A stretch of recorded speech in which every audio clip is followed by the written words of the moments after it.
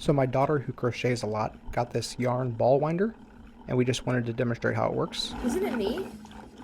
You can attach it to a desk or a table to keep it stable.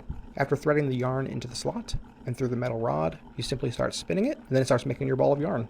It could take up to a minute or two, and if you have any knots, those won't go through easily, so you might have to take it off, get past the knot, and start again. But then once it's done, you have this nice ball of yarn. There it is. So what does it look like after you pull it off then? Cupcake. It's a cupcake? Cake. Yeah.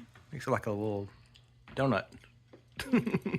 If you'd like to purchase it, there's a link in the description. We get a small commission and it would really help us out. I'm Chris, and with my wife Abby's help, I'm on a quest to review literally everything sold on Amazon. So if there's something that you need a review of, literally just tell me. Let me know in a comment, and I'll literally buy it and just review it for you. Literally. They tell me that I'm never gonna make it. They want me to do something that could make sense.